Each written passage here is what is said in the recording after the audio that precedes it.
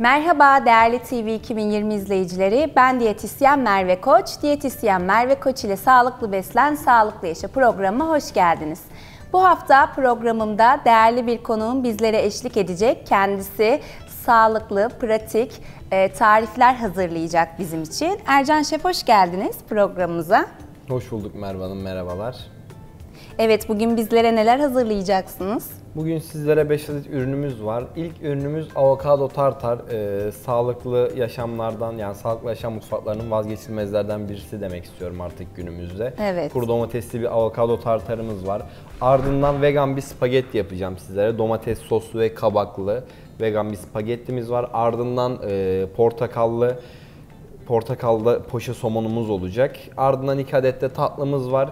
Bir yumurta pudingi, haşlanmış yumurtadan bir puding yapacağız. Yumurtayı sevmeyen değerli izleyicilerimiz için, yani sevdiren özellikle çocuklar için güzel bir tarifimiz olacak.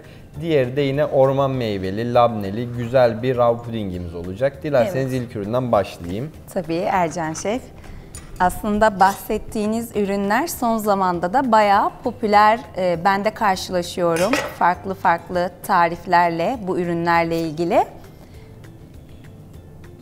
Evet, genellikle artık insanların beslenmesine sosyal medyada da çok büyük rol oynadığı için özellikle de artık yeni nesilde çocuklar çok fazla sağlıklı besinler tercih etmiyor. Günümüz iş şartlarından dolayı, yani birçok sebepten dolayı. Yani aileler özellikle bu yumurta puding için söyleyeceğim birazdan sonra geldiğimde. Yani yumurta sevmeyen veya yumurta tüketmesi gereken, çünkü değerli bir protein. Evet. Yani çok güzel bir reçeteyle yumurtayı sevdirebilirler çocuklarına. Hem de protein kaynağı olarak da güzel bir alternatif olacaktır. Kahvaltıda da aslında pratiklik kazandıracaktır. Aslında ben fark ediyorum son zamanlarda birçok birey kolaya kaçıyor. Yani böyle daha çok hazır ürünler, işlenmiş ürünler, evde bir sağlıklı ürün hazırlamaya aslında kendimize de bahane sunuyoruz sanırım. Çok fazla bir vaktimizin olmadığını dile getiriyoruz sıklıkla. Fakat bu ürünler çok da zamanımızı almayacak aslında. Pratiklikle hazırlanabilecek ürünler Ercan Şef. Ben o şekilde düşünüyorum. Sağlıklı mutfak aslında bence en kolayı. Yani evde de mesela normalde işte bir yemeğin hazırlanması bile en azından 1 saat, 1,5 saat sürerken sağlıklı yaşam ürünleri benim gözümde daha pratik. 5-10 dakikada hazırlayabileceğimiz bir ürünler. Şimdi bunda da avokadomu ekledim, kuru domateslerimi ekledim. Evet. İçerisine biraz da beyaz kinoa eklemek istiyorum. Gayet güzel bir keyif katıyor. Evet. Birazcık zeytinyağımdan vereceğim. Size soğuk sıkım zeytinyağı aromasına bayılıyorum. Kinoa da aslında son zamanda birçok mutfakta da kullanımı yaygınlaşmaya başladı. Hem sağlıklı yemeklerde hem normal mutfaklarda da yerini aldı. O şekilde gözlemliyorum ben. Evet, kendi menülerimde de zaten yer vermeye çalışıyorum genellikle. Mesela risotto olsun, pilav olsun, artık kinoa, yani bütün mutfaklarımızın içerisine dahil oldu. Ben tatlıda bile kullanıyoruz, yani şeker demeyeceğim tabii ama şeker ilavesi için bal, puding gibi bal ve agave gibi ürünlerle bir puding hazırlıyoruz yani. Evet. Karıştırıyorum. Aslında bir nevi bir salata formunda olacak. Kasemin içerisine. Kuru domates zaten içinde yani birazcık aslında umami dediğimiz bir tat var. 5. tatlardan bir tanesi. Domates bunu barındıran bir ürün. Kurutulduğunda da içerisindeki tuz oranı biraz ön plana çıktığı için çok fazla tuz kullanmayı ben tercih etmiyorum içerisinde. Limon ve zeytinyağı yeterli olacaktır. Evet. Aslında tuz zaten sebzelerden de alabiliyoruz ve bazı kişiler tarafından da diyet düşmanı olarak da ilan ediliyor. Fakat günlük en azından 1 miligram da olsa vücudumuza tuzun da ihtiyacı bulunmakta. Yani ekstra bir tuz kullanmadan aslında sebzelerle de bu tuzu da karşılayabilirsiniz. Ercan Şef'in de bahsetmiş olduğu gibi kuru domatesin içerisinde ön plana çıkan tuzla da birlikte o vücudumuza tuz alımını gerçekleştirebiliriz. Şimdi üzerine latin yapraklarımdan ekledim. Hem renk hem de tat olarak güzel keyif veriyor. Bebek turplarımdan ekliyorum. Yani ben evde daha yemek hazırlarken önce göz doyacak derler ya Merve Hanım. Evet. Onun için ben kendim hazırlarken bile göz zevkime hitaben ürünler hazırlamaya çalışıyorum. İlk ürünümüz hazır. Çok basit, keyifli, doyurucu Evet. bir salata da diyebiliriz. Ama modern mutfaklarda dediğim gibi biz bunu alakart menülerde de soğuk başlangıçlar arasında servis ediyoruz. Dileyen misafirlerimiz bunun içerisine haşlanmış balık ekleyebilirler, tavuk ekleyebilirler. Son derece keyifli bir ürün. Farklı çeşitleri de mevcut. İsterseniz daha detaylı bir şekilde gösterelim. Ercan Şef'in bizler için hazırladığı avokadolu, kinoalı tartar. Gerçekten görselliği de şahane oldu Ercan Şef. Evet. Yani insanı yemeye cezbeden bir tabak oldu aslında. Ve avokadoyu ben de çok seviyorum. Her şekilde tüketmeyi çok seviyorum. Eminim ki bu şekilde tartar şeklinde tüketmek de çok keyifli olacaktır değerli izleyicilerim. Yapımı da çok pratik oldu aslında. Evet, çok basit. 5 dakika bile sürmeyen aslında gördüğünüz gibi bir hazırlama süremiz var. Ellerinize sağlık. Çok teşekkür ederiz. Diğer bir ürünümüzü hazırlamaya geçelim hemen. Evet. Bir diğer ürünümüz vegan spagetti yapacağım sizlere. Bu görmüş olduğunuz ürün kabak. Kabaktan bir spagetti hazırladık. Bu artık hani birçok mutfak aleti ciddi derecede her yerde satılır durumda. Çok basit, pratik bir alet var bunun. Elle manuel olarak hazırlanan bir sebze spagetti yapıyor. Özellikle dedim ya, ben bugün daha çok çocuklara özel hani beslenme. Çok güzel. Genellikle böyle makarna, daha hepimiz çok sağlıklı çocukken beslenmeyi de sevdirebilmek adına. Yani makarnayı çok severdik. Evet. Şimdi evde de aileler sebze yemeyen çocuklar için, çocuklarına sebzeyi sevdirmek için ben böyle çok bir yol güzel buldum. bir alternatif olacaktır Ercan Şef. Çok güzel düşünülmüş bir menü gerçekten. Görüntüsü makarnayı anımsatsa da kesinlikle makarna değil, kabakları ince ince spagetti şekline getirerek hazır hale getiriyorsunuz. Bu arada ben bunu sadece bu sağlıklı yaşamda değil, bütün ana yemeklerimin yanında çoğunda da garnitür olarak kullanıyorum. Örnek vereyim. Evet. Kabak mesela, kuzudan bir yemeğimiz var. Yanında bunu servis ediyoruz. Biz çok az zeytinyağı, sarımsakla soteleyip hemen kabak spagetti olarak kabak çekirdeğiyle birlikte yanında servis ediyoruz. Bugün spagetti. Hem protein hem de yanında sebzeyle birlikte desteklenmiş bir tabak olarak güzel bir alternatif olacaktır o zaman Ercan Şef. Zeytinyağımı tavama aldım. Çok fazla kızdırmadan domates rendelerimden ekliyorum.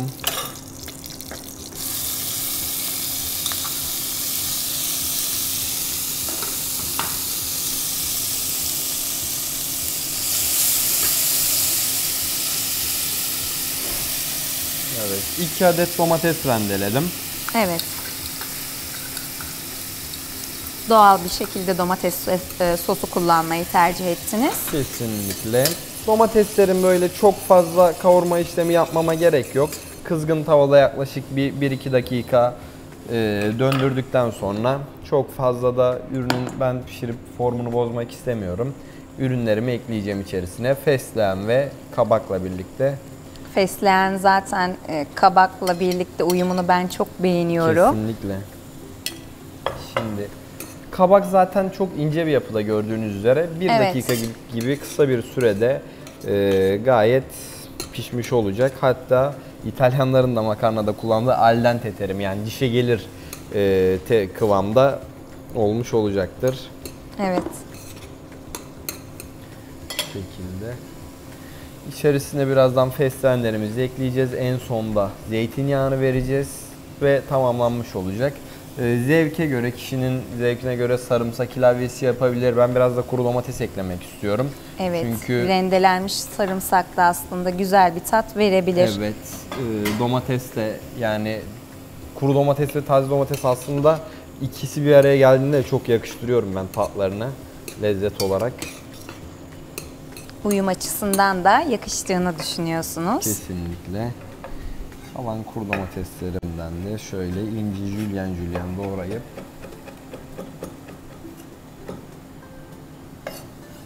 içerisine ekliyorum. Aslında farklı sebzeleri de ekleyebiliriz tercihe göre. Kesinlikle. Diye düşünüyorum Ercan Şef. Mesela bunda sebzeli, ya et bile ekleyebiliriz. Örnek veriyorum, bolognese sos yapıp Evet. güzel bir kıyma, domatesli, kök sebzeler, havuç ve kerevizden bir sos hazırlayıp üzerine aynı şekilde bir sebzeden hazırlamış olduğumuz spagetti ile servis edebiliriz.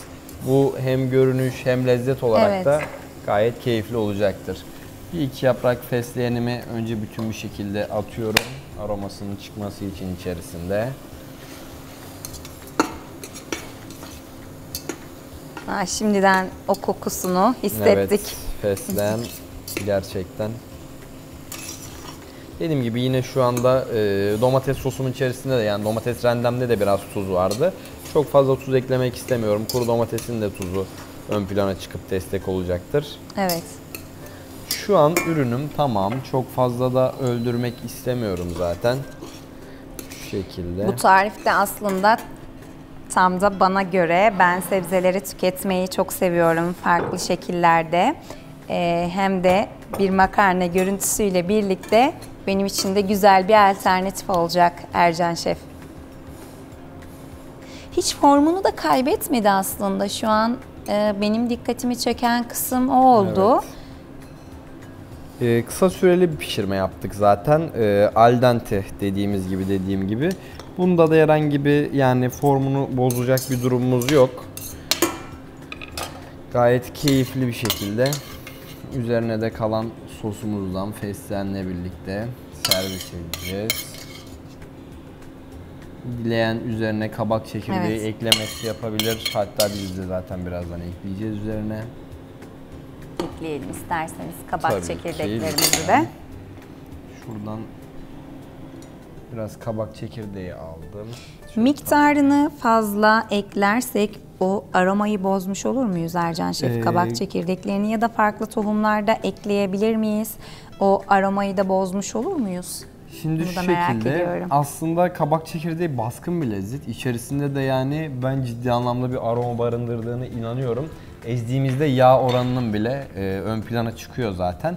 Evet. Ben ciddi anlamda önüne geçmemesi için az miktarda kullandım. Tabii ki yerine haşlanmış chia da kullanılabilir, keten tohumu da kullanabilir. Bu tamamen kişinin beslenme amacına bağlı bir şekilde uyarlanabilir. Yine üzerini latin yapraklarımla taşlandıracağım. Dediğim gibi göze de biraz görsellik, lazım her zaman. Bu da ikinci ürünümüz. Gerçekten gayet hafif, basit, çok şık, keyifli bir kabak sebze spagettimiz. Çok minimal porsiyonda şık bir ürün oldu. Besleyicilik değeri de yüksek aynı zamanda. Sebze ağırlıklı beslenen bireylerin de keyifle tüketebileceği bir ürün olacağını düşünüyorum. Bu şekilde gösterelim isterseniz Ercan Şef. Tabii ki. Ürünümüz. Evet değerli izleyicilerim, siz de lütfen evinizde deneyin bu tarifleri. Gerçekten keyifle tüketeceğinizden eminim. Evet, diğer bir ürünümüzü hazırlamaya geçelim Ercan Şef. Evet, diğer bir ürünümüzü hazırlamaya geçelim isterseniz Ercan Şef. Bir diğer ürünümüz de aslında diyabetik beslenmede de ön planda olan orange salmon yapacağız. Portakallı somon. Portakal suyunun içerisinde poşe edilmiş düşük ısılarda somonu portakalın buharıyla pişireceğiz. Hem keyifli bir hale getirecek hem de yani kendimizi gayet güzel bir restoranda güzel bir yemek yiyormuş gibi hissedip sağlıklı besleneceğiz. Portakal suyunda yapacaksınız. Kesinlikle. Çok ilgimi çekti şu an. Merakla ben de bekliyorum açıkçası. 2 adet portakalım var. Ocağımı orta ateşe alıyorum. Portakallarımı, sularını sıkıyorum içerisine. Güzel bir kahvaltılık alternatif de olacaktır aslında Ercan Şef. Kesinlikle, yani bütün öğünler için aslında uygun. Hatta üzerine ben biraz da bunun poşe yumurtayla birlikte çok yakıştırıyorum. Kendim de çok keyifli olduğunu düşünüyorum. Kendim de tüketiyorum zaten. Evet, portakallarımın suyunu sıktım. 2 adet portakal yeterli olacaktır. Zaten düşük ısılarda çektireceğiz. Evet. Yine az önce de söylediğim gibi sadece illaki sağlıklı yaşam adı altına sığdırmıyorum. Kesinlikle. Kendi mutfağımda da aynı şekilde bu sosların hepsini kullanıyorum. Alakart restoranlarımızda özellikle balık servis ederken biraz balık kemiklerinden hazırladığımız su, biraz da portakal suyu, yani böyle asitli ürünleri birleştirip çok az tereyağı veya zeytinyağıyla birlikte yoğun bir kıvam aldırıyorum. Bağlama işlemi gerçekleştiriyorum. Sos olarak servis ediyorum. Çok güzel. Evet. Farklı alternatifler, farklı tatlar oluşturuyorsunuz. Isındı. İçerisine portakalımı koyuyorum.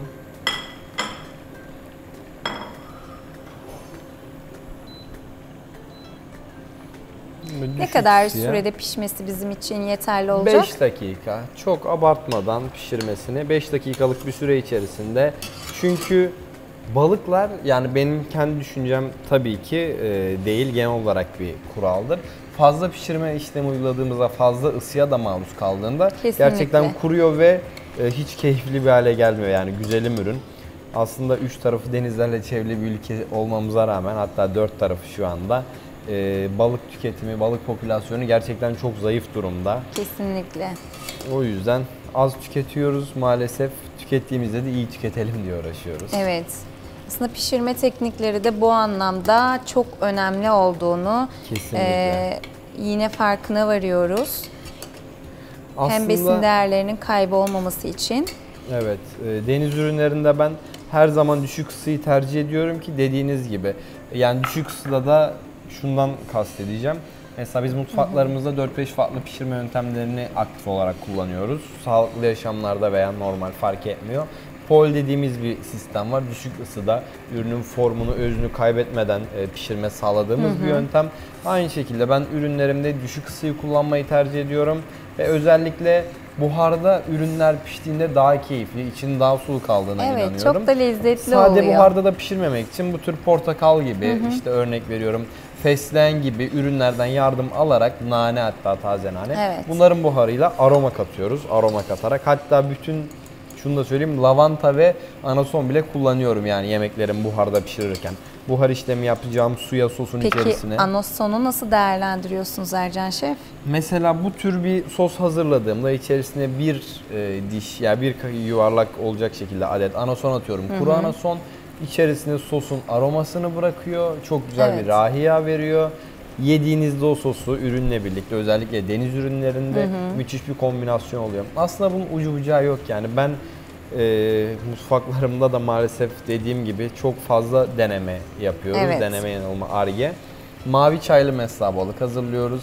Mavi çay, aynı şekilde portakal ve balık suyundan elde ettiğimiz bir sosumuz var. Bunun içerisine mavi çay, blue tea, butterfly, kelebek çayını demliyoruz. Çok güzel mavi bir sos ortaya çıkıyor. Ardından içerisine bir de sos white dediğimiz bir pişirme yöntemimiz var bizim. 65 derecede vakumlu poşetin içerisinde uyguladığımız. Ürünümüzü sos white'da vakumluyoruz. 65 derecelik bir ısıda o mavi çay ile birlikte balımız, beyaz balıklarımız, yani pişme işlemi gerçekleşiyor. Yaklaşık bir 20-25 dakikada. Çıkardığınızda renk, o koku, o rahiyası, dokusu çok güzel form alıyor. Misafirlerimiz de özellikle zaten soruyorlar nasıl yaptınız, biz nasıl yapabiliriz gibisinden. Ercan Şef çok başarılı gerçekten, farklı menüler, reçeteler oluşturma konusunda. Ve tabii ki ben de oldukça bu bilgilerinizden yararlanmaya çalışıyorum. Her zaman. Ve sağlıklı menü reçeteleriniz de çok geniş aslında. Evet.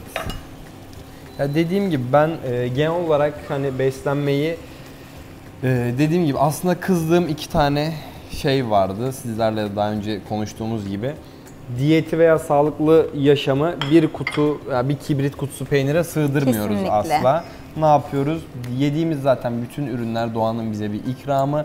Biz de bunları özünü, formunu bozmadan, genetiğiyle oynamadan doğru bir şekilde servis etmeye çalışıyoruz. Aslında bize uzun zamandır, yani diyet adı altında hep bu kibrit kutusu, işte 2 adet zeytin, 3 adet ceviz gibi dayatmalar da öne sürüldüğü için insanlar da çok haklı olarak sağlıklı beslenmeyi sadece bir diyet adı altında düşünüyorlar. Bu yüzden de uzaklaştıklarını düşünüyorum ben.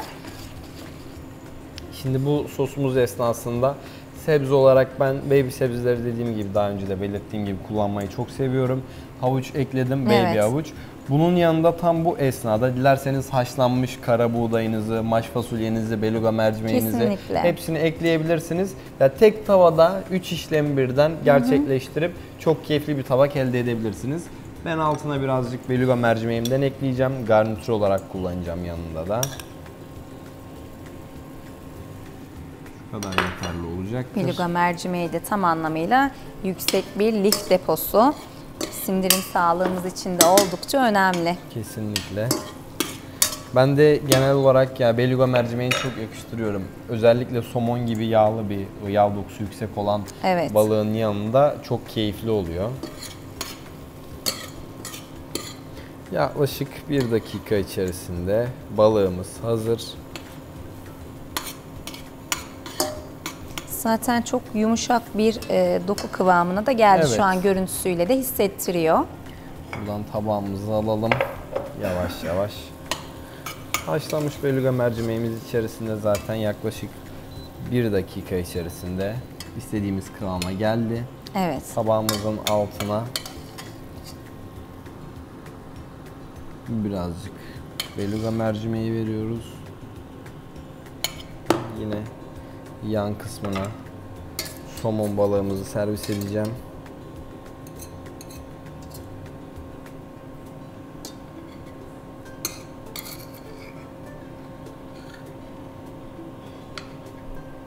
Günlük aslında bir yetişkin bireyin tüketmesi gereken porsiyonda hazırladınız. Bu kadar miktar tüketmek yeterli olacaktır. Günlük omega alımı ihtiyacı için de yanında sebzelerle birlikte de desteklediniz. Kesinlikle. Şimdi son olarak tavama birazcık daha zeytinyağı vereceğim dibindeki sos kullanma için. Bu esnada kuşkonmaz ekleyeceğim 1-2 adet. Bunlar da gerçekten ben çok yakıştırıyorum ürüne. Evet, kuşkonmazla baby havuçlarda çok güzel bir uyum sağlıyor.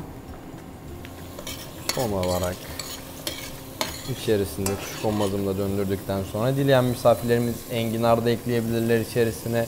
Tamamen kendi beslenme zevklerine kalmış.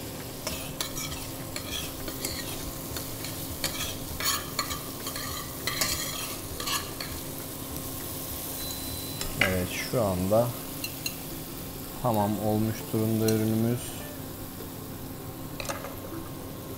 Son olarak dibinde kalan sosunu da verip Evet. şu şekilde. Kokusu da çok harika bir şekilde geldi Ercan Şef. Gerçekten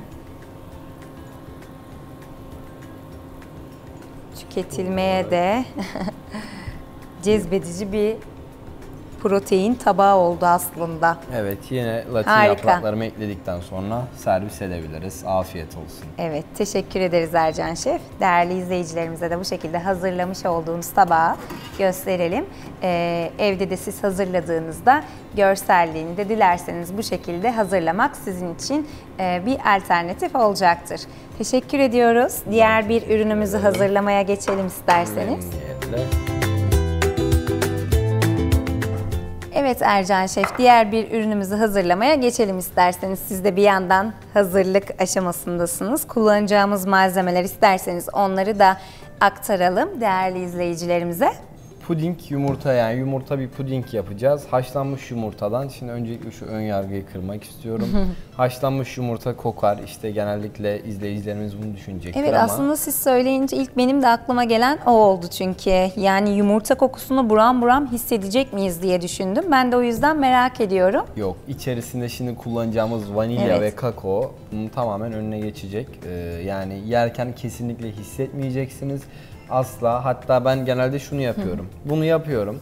Gelen misafirlerime en son yemekten sonra ikram ediyorum. 1 kaşık, 2'şer kaşık. Lütfen bir tadına bakar mısınız diyorum. Bakıyorlar, çok beğeniyorlar. İçinde yumurta var desem inanır mısınız diyorum. Haşlanmış yumurtadan yaptık. Evet. Kimse bunu kabul etmek istemiyor ama işin gerçeği bu. Şimdi haşlanmış 3 adet yumurtam var. Blenderıma ekliyorum. Ardından içerisine Miktarları bu şekilde mi ekliyoruz? Peki yumurta miktarı önemli mi bizim için? ben Pudingde? kıvam olarak 3 adet ekliyorum kıvam vermesi için. Tabii ki de bunu kişi sayısına göre aktarabiliriz. Yani artırabiliriz. 3 yumurta, 4 yumurta, 5 yumurta olacak Evet. şekilde. Daha da tadını, kıvamını değiştirmek isteyen izleyicilerimiz olursa içerisine krem peynir de ekleyebilirler. O da gayet güzeldir, yakışacaktır. Ardından içerisine şu an için ben gramajlarını ölçtüm de geldim. 80 gramlık bir kakao veriyorum. Tekrar durumuna göre ilave yaparım. Şeker tatlı aromasını vermesi için balımı ilave ediyorum. Evet, balımı da ilave ettikten sonra yine Balı aynı ne kadar şekilde eklememiz yeterli olacaktır Ercan Şef? içerisinde 100 gram kadar bir balımız var. Dediğim gibi bu 3-4 kişi hazırlayabileceğimiz bir. Ve elimde vanilya özümüz var. Çok az eser bir miktarda kullanacağım. Hem dediğimiz gibi o kokunun kesinlikle önüne geçecek şey odur. Ve de klasik bir aslında puding aromasını yaratmak için evet vanilyamızı Çok da da baskın ekledik. bir aromaya sahip zaten vanilya özütü. Kesinlikle. O yüzden kullanırken miktarına da dikkat etmek önemli. Evet, blenderımın içerisine aldım. Düşük dereceden başlayacağım.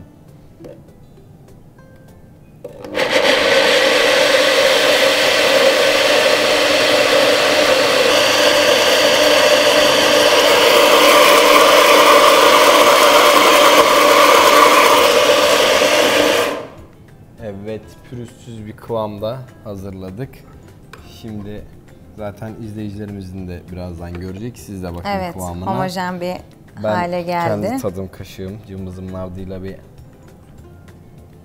içerisinde kesinlikle 1 gram daha yumurta hissedemeyeceğiniz bir aroma var. Bunu her konuda kefilim yani. Şöyle. Zaten yumurta kokusunu da hissetmedik şu anda. Evet, hemen kabıma alıyorum.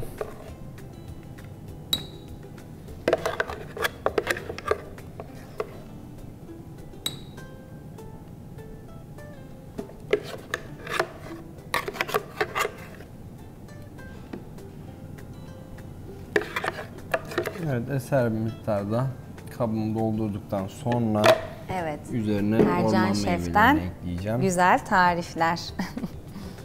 Gerçekten yumurta pudingi benim hiç aklıma gelmezdi Ercan Şef.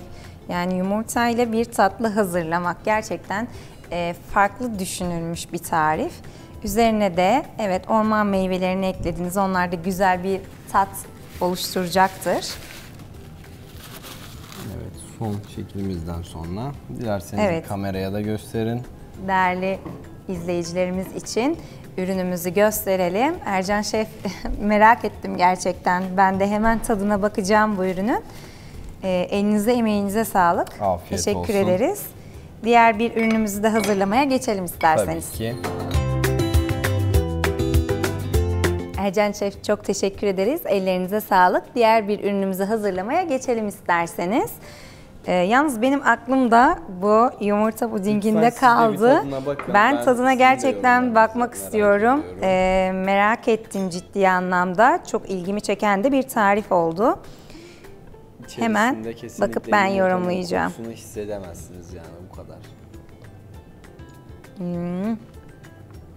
Gerçekten çok harika Ercan Şef. Yani ben de zaten siz hazırlarken de yumurta kokusunu hiç alamadık. Ama tüketirken de hiç yumurta kokusunu hissetmiyorsunuz. Kesinlikle öyle söyleyeyim. İçerisinde baskın gelen zaten vanilya özütü ve kakaoyu hissediyorsunuz. Bence tatlı krizleri yaşayan bireyler için güzel bir tatlı alternatifi olacaktır diye düşünüyorum.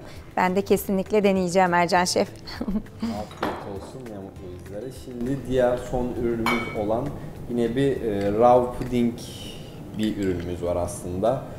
Orman meyveleri, çilek ve içerisinde krem peynir, agave şurubu fesleğenden hazırladığımız benim favori yaz tatlılarımdan bir tanesi. Yine içerisine eser miktarda bir krem peynir eklemesi yapıyorum. Labne, misafirlerimizin, izleyicilerimizin ellerinde ne varsa. Biraz içerisine karadut eklemesi yapacağım. Evet, Ercan Şef'le ortak bir şekilde çalışma yapmak gerçekten çok keyifli. Daha önce de yapmıştık farklı bir muz çeşidi Ercan Şef. Evet, şimdi frambuazımızı Evet. ve yaban mersinize geliyoruz. Ben de yardımcı olabilirim isterseniz. Yaban İstediğiniz mersinleri malzeme varsa. ekledik. Son olarak çileğimiz var. Çileğimizin de kafalarını koparıp içerisine ekleyeceğiz. Siz de oradan fesleğenlerimizi ayıklarsanız. Küçük yapraklar haline mi Evet. getirelim? İçerisine 4 adet attığım çileğimle beraber Hemen siz de ekleyelim. fesleğenleri ekleyip Fesleğen kokusu yeterli gerçekten olacaktır. çok güzel ve çok fresh bir koku sağlamakta. İçerisine eser bir miktarda agave ekliyoruz. Siz dilerseniz bal, agave, istediğiniz ürünü damak zevkinize göre Aslında hurma ekleyebilirsiniz. özütü de kullanabiliriz ya da Kesinlikle. sıcak suda beklettiğimiz hurmaları da birazcık çektirip blender yardımıyla o güzel tadı da elde edebileceğimizi düşünüyorum ben. Ve şimdi blenderdan 1 dakikalık bir blender.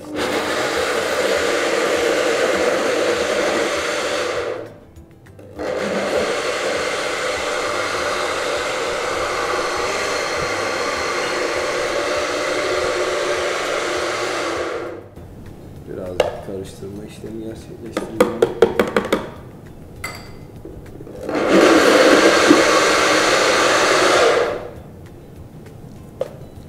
Tatlı ürünlerini seviyor musunuz Ercan Şef? Tüketmeyi. Ben de maalesef bazen tatlı krizlerim geliyor. Tatlıyı kim sevmez? Yani o sebepten dolayı bu tür tarifler hazırlamaya özen gösteriyorum. Evet. Kendimin de şekeri tüketmeden tatlı ihtiyacımı karşılayacak şekilde. Evet, şekersiz beslenmeye yönelik tarifler.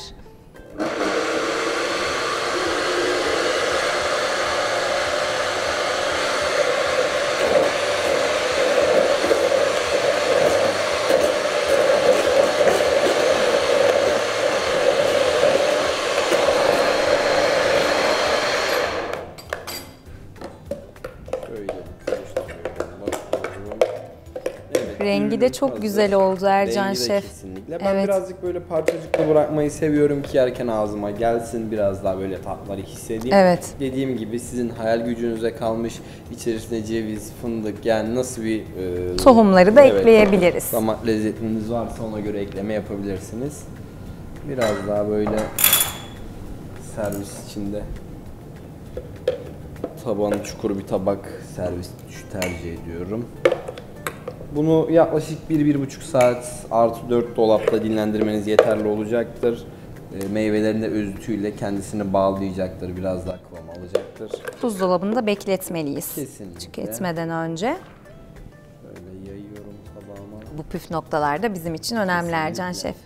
Evet, şimdi olmazsa olmazımız yine dekorasyonumuza geçeceğiz. Bir iki dekoratif eklememiz olacak. Aldığım kabuklu çileklerimi şu şekilde ortadan ikiye, daha sonra tekrar ikiye, yani 4'e bölüyorum. Yine üzerlerine latin yapraklarımdan ekleyeceğim. Bunlar.